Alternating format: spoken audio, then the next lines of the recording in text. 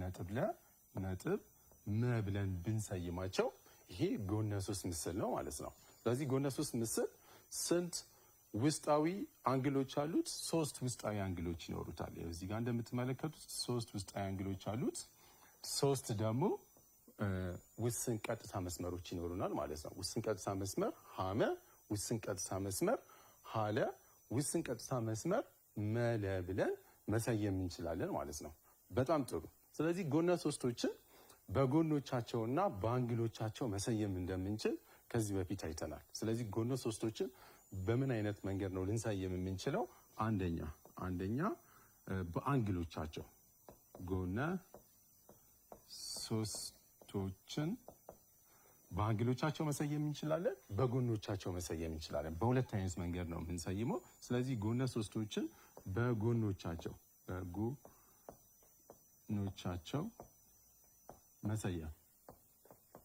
መሰየም እንደ ባለፈው እንደተከታተላችሁ ጎነ 3ቶችን በጎኖቻቸው ስንሰይም በሶስት አይነት መንገድ ሰይመናቸው ነበር። አንደኛው ሶስቱም እኩል ያልሆኑ ጎነ 3ቶች ሶስቱም እኩል ያልሆኑ ጎነ 3። ስለዚህ አንድ ጎነ 3 ምስል ሶስቱም ጎኖቹ እኩል የማይሆንልን ከሆነ ሶስቱም እኩል ያልሆኑ ጎነ 3 ምስል ብለን እንሰይመዋለን ማለት ነው። ለምሳሌ አሁን እንደዚህ ብዬ ባስቀምጥ ይሄኛው ጎን ከዚህኛው ጎን የሚለይ ከሆነ እዚህ ጋር ያለው ጎን የሚለይ ከሆነ ሶስቱም ጎኖቻቸው አንድ አይነት የማይሆኑ ከሆነ እንዲህ አይነት ጎነ 3 ምስል ምን ብለን እንጠራዋለን? ሶስቱም እኩል ያልሆኑ ጎነ 3ቶች። ሁለተኛው ደግሞ ሁለት እኩል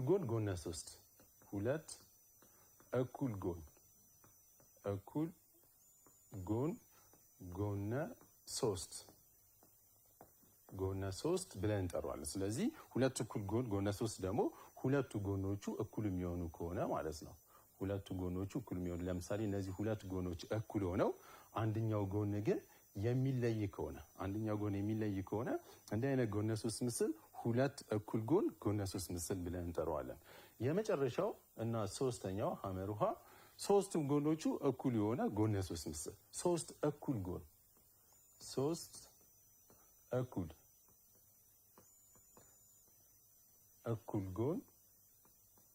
ጎነ 3። ስለዚህ ሶስቱም ጎኖቹ እኩል ሊሆኑ ይችላል ማለት ነው። እና ይሄን ጎነ 3 ምስል ምን ብለን እንሰይመዋለን? ሶስት እኩል ጎን ጎነ 3። አሁን ለምሳሌ እዚህ ጋር ያሉት ሶስቱም ጎኖቹ እኩል የሚሆኑ ከሆነ ሶስት እኩል ጎን ጎነ 3 ብለን እንሰይመዋለን ማለት ነው። ጥሩ። ይሄ እንግዲህ አሁን ጎነ 3ቶችን የምንሰይምበት መንገድ በጎኖቻቸው ነው ማለት ነው። ሶስቱም እኩል ያልሆኑ ሁለት እኩል ጎን ጎነ 3 እና ሶስቱም ጎኖቹ እኩል የሆኑ ጎነ 3 ምስል ማለት ነው። ሁለተኛው የሰየምንበት መንገድ በአንግሎቻቸው ነው። በአንግሎቻቸው ጎነ 3ቶችን መሰየም እንችላለን። ስለዚህ ጎነ 3ቶችን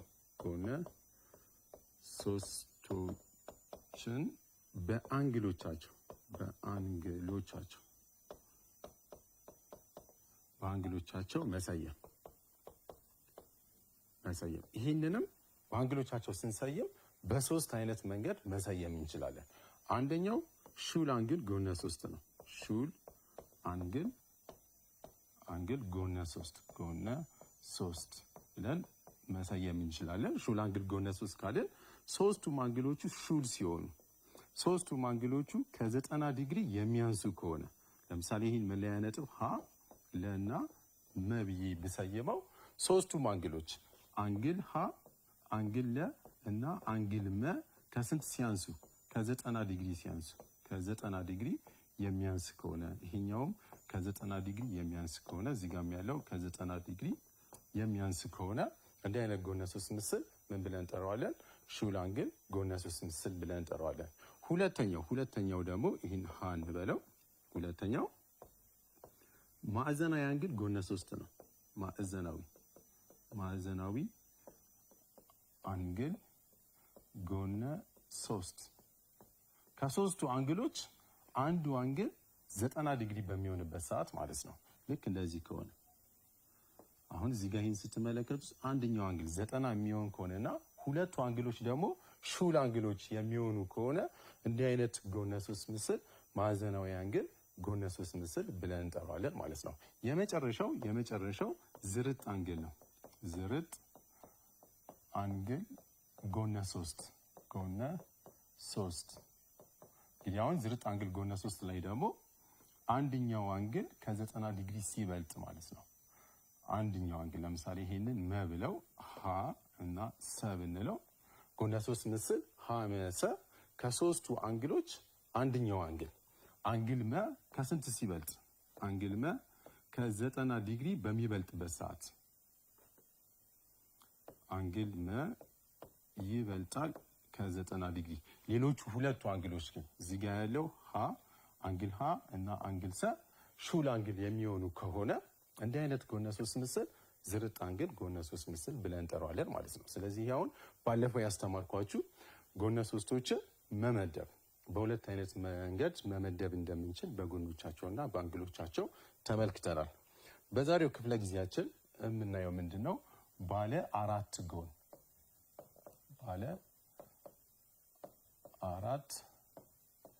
ጎን ምስል ባለ አራት ጎን ምስልን እንመለከታለን ማለት ነው። ጥሩ። ስለዚህ የዚህ ትምህርት ዋናው ዓላማችን ባለ አራት ጎን ምስል ምን ማለት እንደሆነ ትርጓሜውን እናያለን እና ባለ አራት ጎን ምስል ላይ ደግሞ ልዩ የሆኑ ባለ አራት ጎኖች አሉ፣ ሬክታንግል እና ካሬ። ስለዚህ የሬክታንግል እና የካሬ ባህሪያቶችን እናያለን እንመለከታለን ማለት ነው። ስለዚህ በዛሬው ትምህርታችን ላይ ዋነኛ ዓላማችን የሚሆነው ይሄ ነው ማለት ነው። ባለ አራት ጎኖችን ልዩ የሆኑ ባለ አራት ጎኖችን ሬክታንግልን እና ካሬን ባህሪያቶችን ማየት። በጣም ጥሩ። ስለዚህ አሁን ባለ አራት ጎን ማለት ምን ማለት ነው? ባለ አራት ጎን ማለት ምን ማለት ነው? በአንድ ጠለል ላይ አራት ውስን ቀጥታ መስመሮች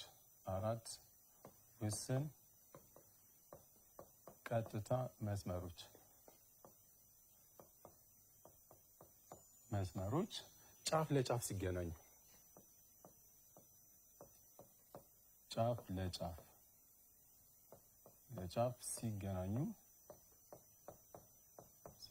የሚመሰርቱት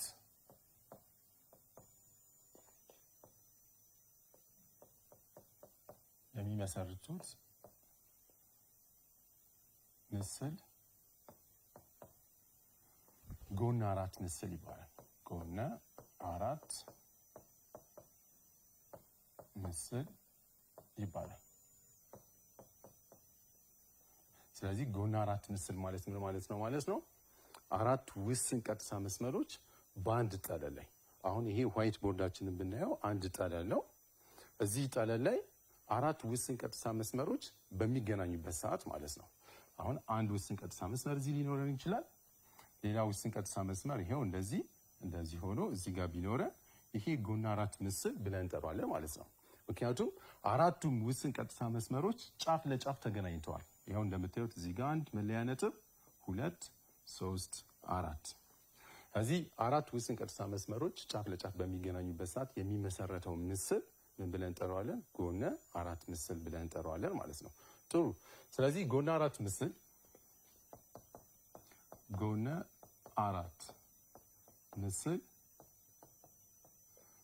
አራት መለያ ነጥቦች አሉት።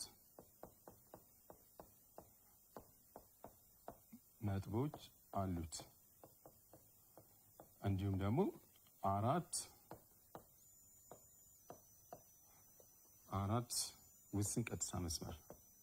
ውስን ቀጥታ መስመር አራት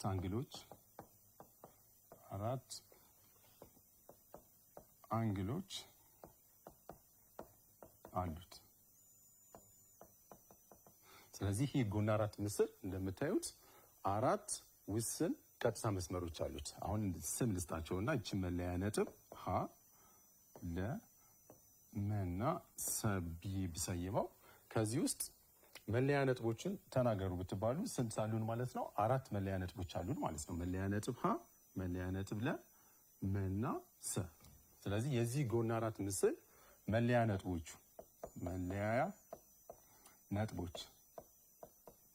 ነጥቦች ብዛታቸው ስንት ነው? 4 ናቸው። እነሱም እነማን ናቸው? መለያ ነጥብ ሀ፣ መለያ ነጥብ ለ፣ መለያ ነጥብ መ እና መለያ ነጥብ ሰ ናቸው ማለት ነው። ስለዚህ ጎን አራት ምስል ከሆነ 4 መለያ ነጥቦች እንዳሏቸው በደንብ መረዳት ያስፈልጋል ማለት ነው። ጥሩ። ሌላ ምንድን ያልኳችሁ? ውስን ቀጥታ መስመር። ስንት ውስን ቀጥታ መስመሮች አሉት? 4 ውስን ቀጥታ መስመሮች። ጎኖቹ ማለት ነው የጎነ አራት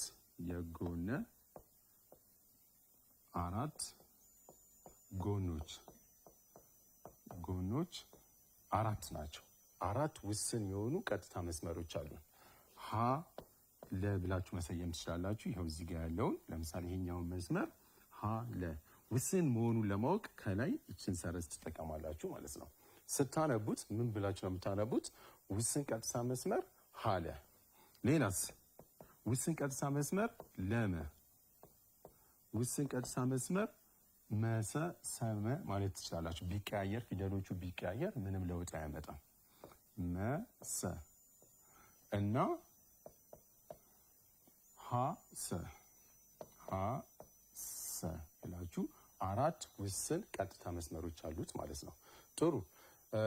ይሄው ጎን 4 ምስል 4 ውስን ቀጥታ መስመሮች አሉት፣ 4 መለያዎች አሉት፣ እንደገና ደግሞ 4 አንግሎች አሉት። ጎን 4 ምስሎች ጎነ 4 ምስል 4 አንግሎች አሉት። 4 አንግሎች አሉት። ያው እዛ ጋር ቅድም ነግሬያችኋለሁ። እነማን ናቸው? በ3 ፊደል ማስቀመጥ ትችላላችሁ። አንድ ፊደልም ተጠቅመን ማስቀመጥ እንችላለን። ለምሳሌ አንግል ሃን ምን ብዬ መጥራት እችላለሁ? አንግል ሰ ሀ ለ ብዬ ማስቀመጥ እችላለሁ። ወይም ደግሞ እችን የአንግሏን ምልክት ታስቀምጡና ለ ሀ ሰ ማለት ትችላላችሁ። ለ ሀ ሰ ብላችሁ ማስቀመጥ ትችላላችሁ። ይሄ በ3 ፊደል ስናስቀምጥ ነው። ስለዚህ በ3 ፊደል ማስቀመጥ እንችላለን፣ ግን እዚህ ጋር በአንድ ፊደልን ብትጠቀሙ ቀላል ያደርግላችኋል ማለት ነው። ስለዚህ ስንት አንግሎች አሉ? 4 አንግሎች። አንግል ሀ፣ አንግል ለ፣ አንግል መ እና አንግል ሰ ብላችሁ በአንድ ፊደልን መጠቀም እንችላለን ማለት ነው። ጥሩ። ስለዚህ አሁን ይሄ ጠቅለል ያለው ነገር ስለ ጎን 4 ምስል የነገርኳችሁ ነው ማለት ነው። 4 መለያ ነጥቦች፣ 4 ጎኖች እና 4 አንግሎች አሉት ማለት ነው ጎን 4 ምስል። እሺ፣ ጎን 4 ምስል ላይ ሁለት ጥንድ የሆኑ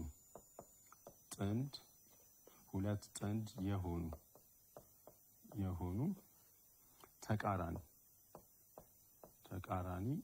ጎኖች አሉት። አሁን ከዚህ ምንድነው የምትረዱት? ተቃራኒ የሆኑ ጎኖችን እንድትለዩ ነው ማለት ነው። ስለዚህ ሰመና ሰመ ውስን ቀጥታ መስመር ሰመ እና ከሱ ፊት ለፊት ያለው ተቃራኒ ያለው ደግሞ ሀለ። እነዚህ ሁለቱ ምን ብለን እንጠራቸዋለን? ተቃራኒ የሆኑ ጎኖች ናቸው ማለት ነው። ተቃራኒ የሆኑ ጎኖች። ሌላስ? ሰሃ ወይም ደግሞ ሀሰ እና ለመ ውስን ቀጥታ መስመር ለመ። እነዚህ እዚህ ጋር የጠቀስኩላችሁ ተቃራኒ የሆኑ ጎኖች ናቸው ማለት ነው። ጥንድ የሆኑ ተቃራኒ ጎኖች። ይሄኛው መስመር ከዚህኛው መስመር፣ እዚህ ጋር ያለው መስመር ከዚህኛው መስመር ጋር ተቃራኒ ጎኖች መሆናቸውን መለየት ነው ማለት ነው። ተቃራኒ የሆኑ መለያ ነጥቦችን ደግሞ የሚያገናኝልን ውስን ቀጥታ መስመር ልዩ ስም እንሰጠዋለን። ምን ብለን እንጠራዋለን? ዲያጎናል ተብሎ ይጠራል። በደንብ አስታውሱ። ምንድን ያልኳችሁ? ተቃራኒ የሆኑ መለያ ነጥቦች። ቅድም እዚህ ጋር ምን ብያቸዋለሁ? መለያ ነጥቦች 4 መለያ ነጥቦች እንዳሉን አስቀምጫለሁ። ሀ ለ መና ምን ሰ። ስለዚህ የሀ ተቃራኒው የቱ ጋር ነው ያለው? የመለያ ነጥብ ሀ ተቃራኒ ነጥቧ እዚህ ጋር ነው ያለው። ሁለቱን የሚያገናኝልን እነዚህን 2 ነጥቦች የሚያገናኝልን ውስን ቀጥታ መስመር ምን ብለን እንጠራዋለን? ዲያጎናል ተብሎ ይጠራል። ዲያጎናል። ስለዚህ 2 ሁለት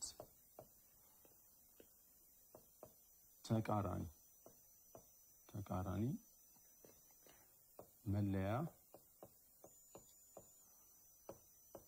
ነጥቦችን የሚያገናኝልን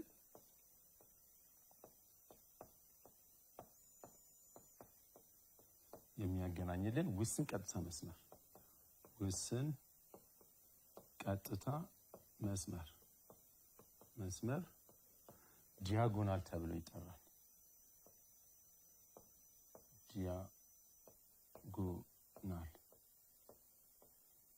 ዲያጎናል ተብሎ ይጠራል።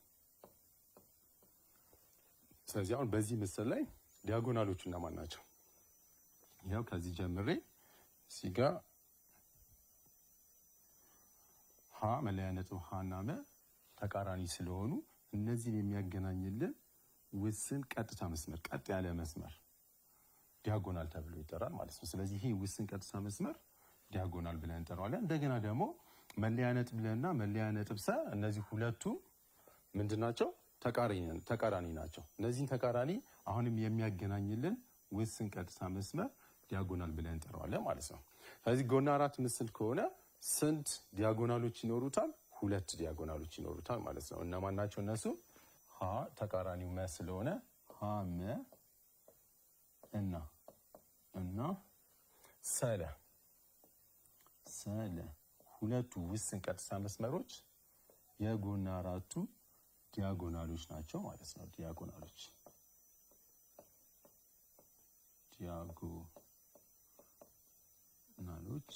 ናቸው።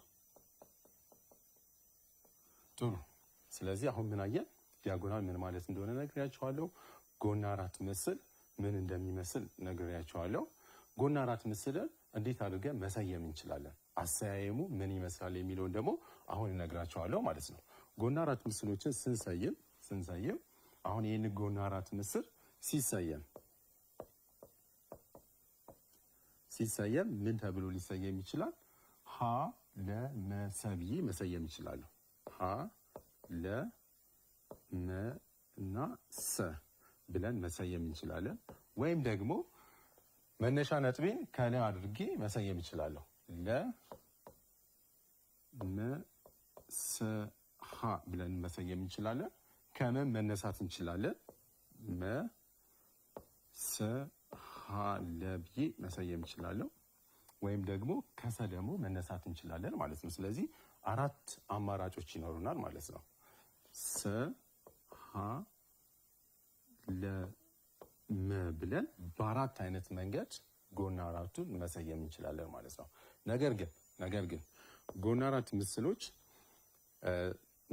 መለያ ነጥቦችን ተከታታይነታቸውን ሳይጠብቅ መሰየም አልችልም። ተከታታይነታቸውን ሳይጠብቅ ስለዚህ የጎነ አራት ምስል ስያሜ የመለያ ነጥቦች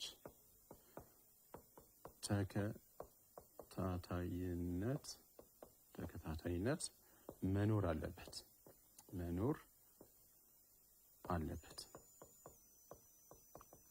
ስለዚህ መለያ ነጥቦቹ ተከታታይነት ሊኖራቸው ይገባል ማለት ነው። አሁን ለምሳሌ እንዲህ ብዬ መሰየም አልችልም። ምን አድርጌ ሀ መ ለ ሰ ተብሎ ቢሰየም አያችሁት፣ ከሀ ዘልዬ ማጋና የሄድኩት መ ከዛ ለ ከዛ ሰ አድርገዋለሁ ማለት ነው። ነጥቦቹ ተከታታይ አይደሉም። መለያ ነጥቦቹ ተከታታይ አይደሉም። እንዲህ ተብሎ ጎና አራት ምስል ሊሰየም አይችልም ማለት ነው። ስለዚህ እንዲህ ተብሎ ጎና አራት ምስል አይሰየም። ጎነ አራት ምስል አይሰየምም። በጣም ጥሩ። አሁን እዚህ ጋር እንግዲህ ጠቅለል ያለ ነገር ስለ ጎና አራት ምስል አስቀምጬላችኋለሁ። ጎና አራት ምስል ምን ማለት እንደሆነ፣ ጎና አራት ምስሎች መለያ ነጥቦቻቸውን፣ ጎኖቻቸውን፣ አንግሎቻቸውን አሳይቻቸዋለሁ። እንዲሁም ደግሞ በጣም ወሳኝነት ያለው የሁለት ጥንድ የሆኑ ተቃራኒ ጎኖች ምን እንደሚመስሉ እዚህ አሳይቻቸዋለሁ ማለት ነው። ጥሩ። አሁን ጎን አራት ምስል ሆነው ልዩ የሆኑ ጎን አራት ምስሎች አሉ።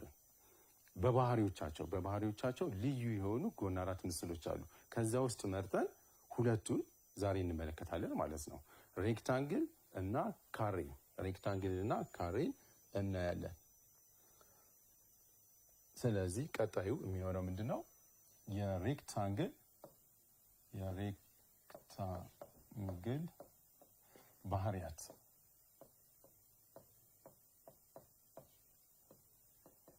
ሬክታንግል ማለት ነው ጎን አራት ምስል ሆኖ ተቃራኒ ጎኖቹ ትይዩ ከሆኑና ሁሉም አንግሎቹ 90 ዲግሪ የሚሰጠን ከሆነ እንዲህ አይነት ጎን አራት ምስል ምን ብለን እንጠራዋለን? ሬክታንግል ብለን እንጠራዋለን። ስለዚህ ሬክታንግል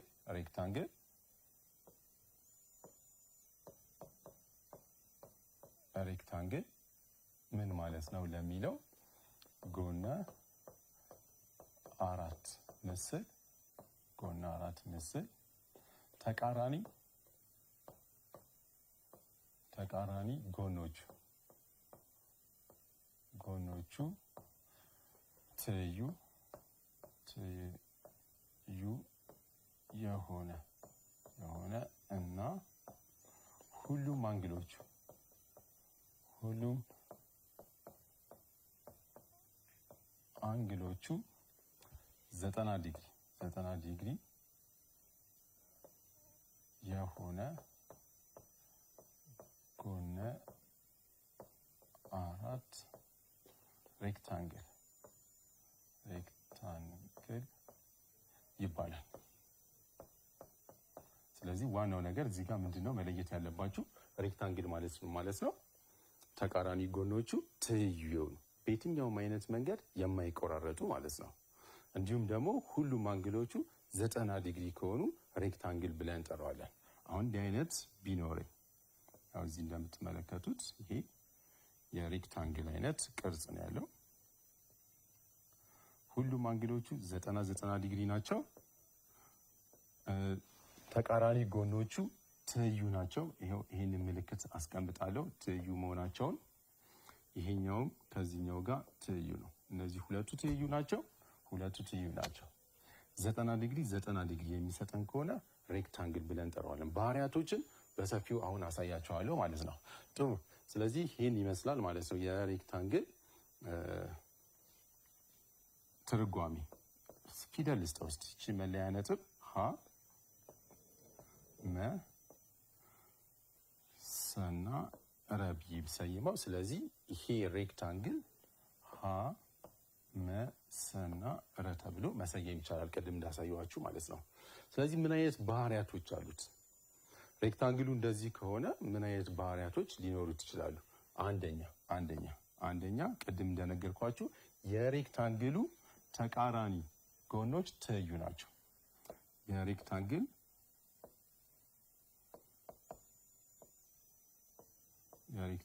ተቃራኒ ጎኖች ትይዩ ናቸው። ይህንን በጽሁፍ መጻፍ እንችላለን። ምን አድርገን ረሰ ትይዩ ነው ከማጋ ከሀ መጋቢ ረሰ ትይዩ ነው ሀመ። ወይም ደግሞ እዚህ ጋር ያሉትን ጎኖች ትይዩ መሆናቸውን አስቀምጣለሁ። ረሃ ትይዩ ነው ከማጋ ከመሰጋ ወይም ደግሞ ከሰመጋ። ስለዚህ የሬክታንግል ተቃራኒ የሆኑ ጎኖች ምን መሆናቸውን አየን? ትይዩ ናቸው ማለት ነው። እንደገና የሬክታንግል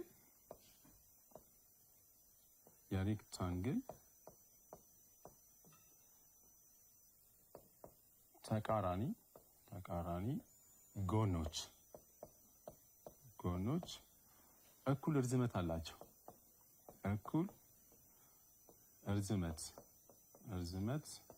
አላቸው። እና ሬክታንግሉ እኩል እርዝመት አለው ማለት ነው። ያ ማለት ረሰ እና ሀመ እኩል ናቸው ማለት ነው። ሀመ 10 ሳንቲሜትር ከሆነ ረሰም ስንት ነው? 10 ሳንቲሜትር ይሆናል ማለት ነው። ይህን ባጭሩ እዚህ ስናስቀምጠው ሀመ ውስን ቀጥታ መስመር ሀመ እኩል ይሆናል ከውስን ቀጥታ መስመር ረሰ ጋር ውስን ቀጥታ መስመር ሀ ረ እኩል ነው ከውስን ቀጥታ መስመር ሰ መጋ። ይሄንን ትይዛላችሁ። ተቃራኒ ጎኖቹ ትይዩ ናቸው። ተቃራኒ ጎኖቹ እኩል እርዝመት አላቸው ማለት ነው። ጥሩ። ሶስተኛው የሬክታንግል ዲያጎናሎች እኩል ናቸው።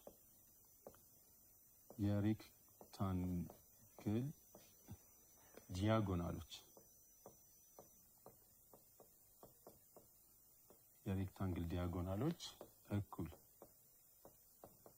እኩል እርዝመት አላቸው።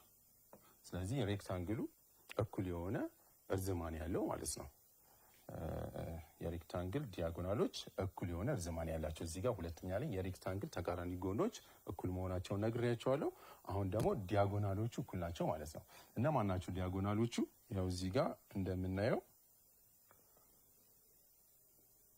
ከዚህ እስከዚህ ድረስ ያለው ርቀት ውስን ቀጥታ መስመር፣ ከዚህ እስከዚህ ድረስ ያለው ውስን ቀጥታ መስመር ሁለቱ እኩል የሆነ እርዝማኔ ነው ያላቸው ማለት ነው። ለምሳሌ ይሄ 15 ሳንቲሜትር ከሆነ እዚህ ጋር ያለው 15 ሳንቲሜትር ይሆናል ማለት ነው። እና እኩል ነው የሚኖራቸው እርዝማኔ። ረመ ውስን ቀጥታ መስመር ረመ እኩል ይሆናል ከውስን ቀጥታ መስመር ሀሰ ጋር ሀሰ። ይህንን ትወስዳላችሁ። የሬክታንግል ዲያጎናሎቹ እኩል የሆነ እርዝመት አላቸው ማለት ነው። ሌላ አራተኛ የሬክታንግል ሁሉም አንግሎቹ ስንት ናቸው ብያቸዋለሁ? 90 ናቸው። እንደ ባህሪ መውሰድ እንችላለን። የሬክታንግል ግን ሁሉም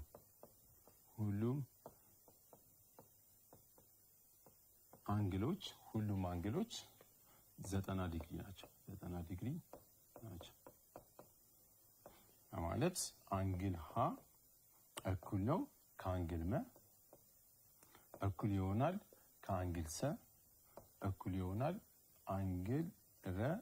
እነዚህ ሁሉም ስንት ናቸው? 90 ዲግሪ ናቸው። 90 ዲግሪ ናቸው ማለት ነው። ስለዚህ ሁሉም 90 ዲግሪ ናቸው ማለት ነው።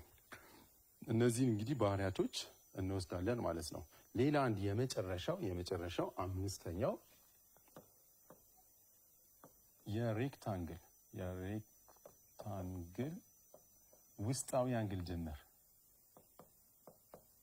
ውስጣዊ አንግል ድምር 360 ዲግሪ ነው። ስለዚህ አራቱንም አንግል በምንደምርበት ሰዓት የምናገኘው ስንት ነው? 360 ዲግሪ ይሆናል ማለት ነው። አንግል ሀ ሲደመር አንግል መ ሲደመር አንግል ሰ ሲደመር አንግል ረ እኩል ይሆናል 360 ዲግሪ። ስለዚህ አሁን እንደዚህ አይነት ጥያቄዎች ምን አይነት ልትጠየቁ ትችላላችሁ? ሶስቱ አንግሎች ተሰጠው አንደኛውን አንግል ፈልጉ ከተባላችሁ እንደዚህ አድርጋችሁ ትደምሩና ሶስቱን ታስገባላችሁ፣ አንዷን ትፈልጋላችሁ ማለት ነው። ለማንኛውም የሬክታንግል ባህሪዎችን ስለሆነ እያየን ያለ ነው። አራቱንም አንግሎች ስንደምራቸው ድምራቸው ስንት ነው? 360 ዲግሪ መሆናቸውን ይህንን በደንብ ትመለከታላችሁ ማለት ነው። ስለዚህ እነዚህን ይመስላሉ ማለት ነው። ሬክታንግል ምን ማለት ነው? የሬክታንግል ባህሪያቶች እነዚህን ይመስላሉ ማለት ነው። አሁን ቀጥሎ ማሳያችሁ ምንድነው ካሬ ባህሪያቶቹ ምን ይመስላሉ፣ ካሬ ምን ማለት ነው የሚለውን እናያለን ማለት ነው። ጥሩ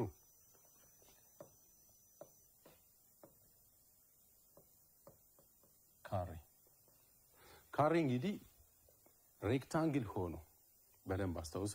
ሬክታንግል ሆኖ ጎረቤታማ የሆኑ ጎኖች እኩል የሚሆኑ ከሆነ ልዩ ስም እንሰጠዋለን። ምን ብለን እንጠራዋለን?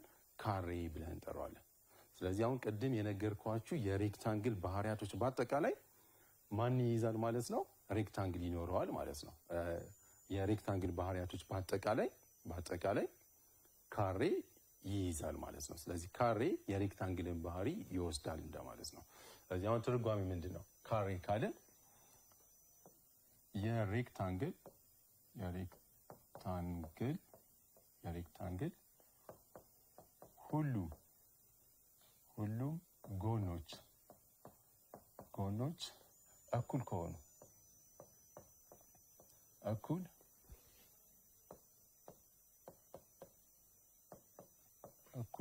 ከሆነ ካሬ ብለን እንጠራዋለን።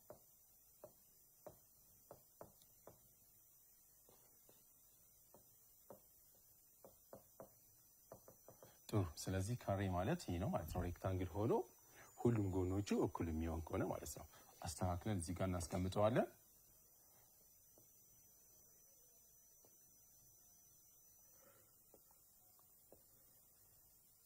እናንተ ቤት ስትሰሩ ማስመሪያ እየተጠቀማችሁ ሁሉም ጎኖቹ እኩል መሆናቸውን ማረጋገጥ አለባችሁ ማለት ነው። አሁን ይህን ስንመለከተው ሁሉም ጎኖቹ እኩል ናቸው። ይሄኛው ጎን ከዚህኛው ጎን እኩል የሚሆን ከሆነና ሁሉም አንግሎቹ ደግሞ ስንት የሚሆኑ ከሆነ 90 ዲግሪ የሚሰጠን ከሆነ ምን ብለን እንጠራዋለን? ካሬ ብለን እንጠራዋለን ማለት ነው። ጥሩ። የካሬ ባህሪያቶቹ ምን ይመስላሉ? ጸባዮቹ፣ ባህሪዎቹ ምንድን ናቸው? ቅድም የነገርኳችሁ ሬክታንግል ላይ የነገርኳችሁ በአጠቃላይ እዚህ ላይ ማስቀመጥ ትችላላችሁ ማለት ነው። አንደኛ የካሬ ተቃራኒ የሆኑ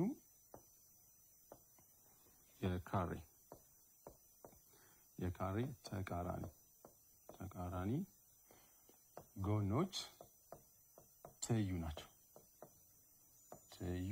ናቸው። ይሄ ቅድም ሬክታንግል ላይም አይተነዋል። ስለዚህ ይሄኛው ከዚህኛው ጋር ትይዩ ነው፣ ይሄኛው ደግሞ ከዚህኛው ጋር ትይዩ ነው ማለት ነው።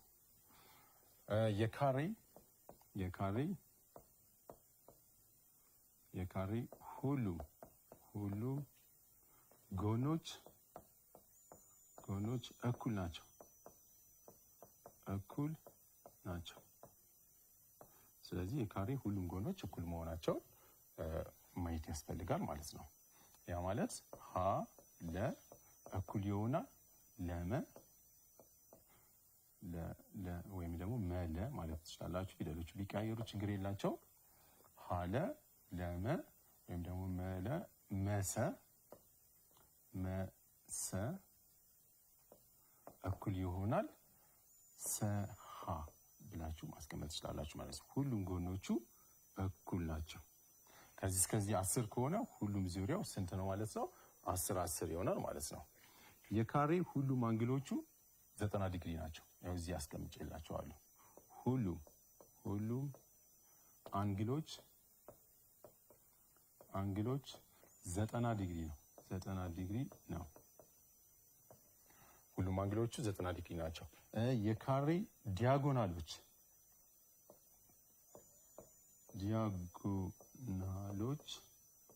የካሬ ዲያጎናሎች እኩል መጠን አላቸው። እንግዲህ አሁን ዲያጎናሎቹ እነማን ናቸው? ያው ከዚህ እስከዚህ ያለው አንዱ ዲያጎናል ነው። ሌላኛው ዲያጎናል ይሄ ነው ማለት ነው። ያ ማለት ሰለ እኩል ይሆናል ሀመ። ይህንን እንወስዳለን። አሁን እነዚህ እዚህ የጠቀስኳቸው በአጠቃላይ ቅድም ምን ላይ አይቻቸዋለሁ? ሬክታንግል ላይ አይተናቸዋል ማለት ነው። ልዩ የሚያደርገው ደግሞ ከሬክታንግል ልዩ የሚያደርገው የካሬ ሁሉም ጎኖቹ ምን መሆናቸው? እኩል መሆናቸውና አንድ ተጨማሪ ደግሞ አሁን እነግራቸዋለሁ። ዲያጎናሎቹ በሚቆራረጡበት ሰዓት 90 ዲግሪ ሰርተው ነው የሚቆራረጡት። ያ ማለት እዚህ ጋር የሚፈጠረው አንግል ስንት ላይ ነው? 90 ዲግሪ። እዚህ ጋር 90 ዲግሪ 90 ዲግሪ ሰርተው ነው ማለት ነው የሚቆራረጡት። ይሄ ልዩ ባህሪው ነው። የካሬ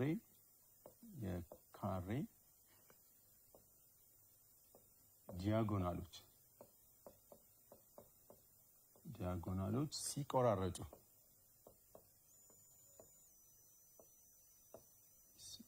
የካሬ ዲያጎናሎች ሲቆራረጡ 90 ዲግሪ ላይ ነው።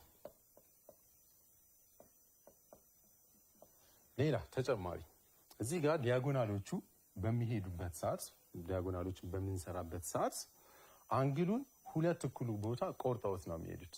እዚህ ጋር ስንት ብያችኋለሁ? 90 ዲግሪ ነበር ያልኳችሁ። እዚች ጋር ያለችዋን አንግል ፈልጉ ከተባላችሁ ስንት ነች? 45 ዲግሪ ነው የሚሆነው ማለት ነው። ይሄኛውም ስንት ነው የሚሆነው? 45 ዲግሪ። ስለዚህ ዲያጎናሎቹ አንግሎቹን ሁለት እኩል ቦታ ገምሰውት ነው የሚሄዱት። እንደገና ደግሞ ዲያጎናሎቹ በሚቆራረጡበት ሰዓት 90 ዲግሪ ላይ ነው የሚሰሩት ማለት ነው። በጣም ጥሩ። ስለዚህ እነዚህ የካሬ ባህሪያቶች ናቸው ማለት ነው። የካሬ ባህሪያቶች፣ ካሬ ምን ማለት እንደሆነ የካሬ ባህሪያቶች ይሄን ይመስላል ማለት ነው። አሁን ቀጥሎ ምን አሳያቸዋለሁ? እንዴት አድርገን ሬክታንግልንና ካሬን መንደፍ እንችላለን የሚለውን በአንድ ምሳሌ አሳያቸዋለሁ። ካሬን እንዴት መንደፍ እንደምንችል ወይም ደግሞ ሬክታንግልን እንዴት መንደፍ እንደምንችል እሱን በአንድ ምሳሌ እናያለን ማለት ነው። የሬክታንግል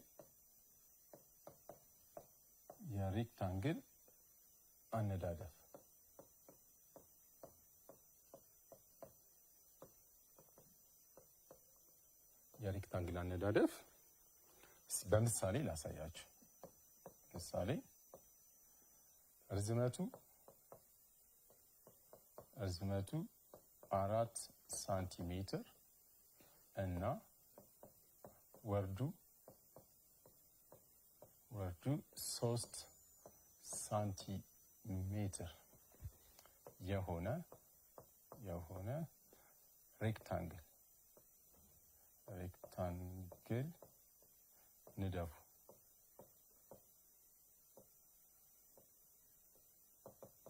እሺ ጥሩ። አሁን ምንድነው የተሰጠን? እርዝማኔው 4 ሳንቲሜትር፣ ርዝመቱ 4 ሳንቲሜትር ተሰጥቷቸዋል። ወርዱ 3 ሳንቲሜትር የሆነ ሬክታንግል መንደፍ ነው ማለት ነው ዋናው ዓላማችን። ስለዚህ ምንድነው አነዳደፉ? እንዴት አድርገን ልንነድፍ እንችላለን? ርዝመቱ ስንት ነው? 4 ሳንቲሜትር። 4 ሳንቲሜትር የሆነ ማስመሪያችሁን ታወጡና በ4 ሳንቲሜትር ደብተራችሁ ላይ 4 ሳንቲሜትር የሆነች ቀጥተኛ ውስን ቀጥታ መስመር ታስቀምጣላችሁ። ለምሳሌ አሁን እኔ እዚህ ጋር ቦርዱ ተለቅ ያለ ስለሆነ ይችን መጠቀም አልችልም። እናንተ ግን ይህንን ቤታችሁ ትጠቀሙታላችሁ ማለት ነው። ስለዚህ 3 ሳንቲሜትር የሆነ 4 ሳንቲሜትር የሆነ ቀጥተኛ ታስቀምጣላችሁ። ከዛ መነሻ ነጥባችንን ሀ፣ መረሻ ነጥቡን ደግሞ ለ ብላችሁ ትሰይሙታላችሁ ማለት ነው። ስለዚህ የመጀመሪያው ደረጃችን ይሄ ነው ማለት ነው። መነሻ ነጥቡ ሀ የሆነ መረሻ ነጥቡ ለ የሆነ ውስን ቀጥታ መስመር ማስመር። ግን ያ ውስን ቀጥታ መስመር ስንት ነው? 4 ሳንቲሜትር ነው። ስለዚህ 4 ሳንቲሜትር አስቀምጣለሁ ማለት ነው። ቀጥሎ ምንድነው የምጠቀመው? ከመነሻ ነጥብ ሀ ቋሚ የሆነ መስመር ማስመር። ግን ቋሚ የሆነ መስመር ስናሰምር ስንት ሳንቲሜትር የሆነ? 3 ሳንቲሜትር። ምክንያቱም የታዘዝነው በ3 ሳንቲሜትር ስለሆነ ማለት ነው። ስለዚህ እዚህ ጋር ፕሮትራክተራችሁን ታወጡና ደግሞ የፕሮትራክተራችሁ መነሻ ነጥብ 0 ላይ ታደርጉና 90 ዲግሪ የሚሰራ ቋሚ መሆኑን ማረጋገጥ አለባችሁ ማለት ነው። ስለዚህ አሁን እዚህ ጋር ቋሚ ነው። ይሄ እንደምታዩት እዚህ ጋር እንድቻርጌ ቀጥ አድርጌ አሰምራለሁ ማለት ነው። እዚች ጋር ያለችዋን አንግል ስንለካት ስንት ነው መሆን ያለበት? 90 ዲግሪ ነው መሆን ያለበት።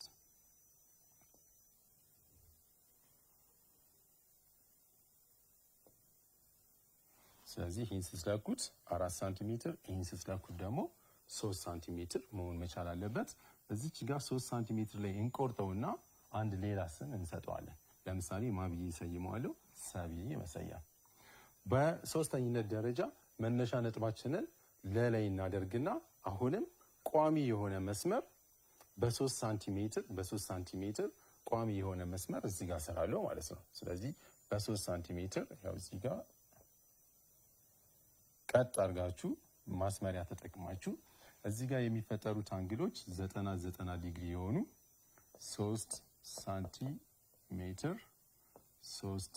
ሳንቲሜትር እጠቀማለሁ። እዚች ጋር ያለችዋን ነጥብ መብዬ ለምሳሌ ልሰይማት።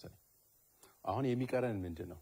እነዚህን ሁለት ነጥቦች መለያ ነጥቦች በማስመሪያችሁ ማገናኘት ነው ማለት ነው። እና በማስመሪያችን ስናገናኘው ይኸው እንደዚህ ይሰጠናል ማለት ነው። ስለዚህ አሁን ይህን ብትለኩት ስንት ነው የሚሰጣችሁ?